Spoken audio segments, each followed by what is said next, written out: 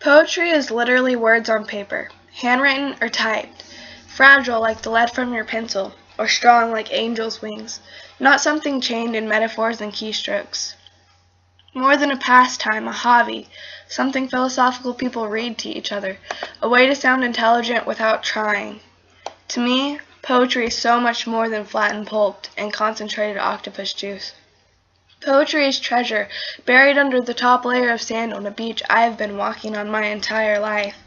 It's sloppy handwriting, run-on sentences, coarse words. Poetry is a living, breathing work of art, the thoughts you had to write down, your masterpiece. Poetry is unedited, unrefined, it's serious. The ludicrous mid-morning thoughts and late-night questions with unmated facial expressions. It's deciphering misspelled words the next day, scribbling in the margins of final drafts. Poetry is an escape, a way to become bigger than this decaying life, stretching on into eternity, reaching the four corners of existence, touching the universe.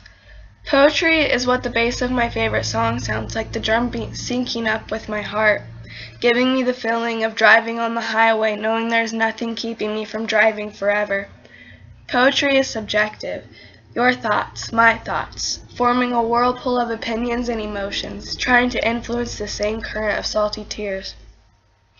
It's the illusion of freedom, you hearing me speak, me thinking I'm heard, but no one ever listening. Poetry is a voice screaming to be heard by someone other than the shadows that haunt it, shouts of love and hate into the void. It's a survival technique of savage minds and civil bodies, the very definition of turmoil. People forced to walk on the tightrope of society. But poetry is also being understood, receiving help from strangers on the street, having a friend after an eternity of loneliness.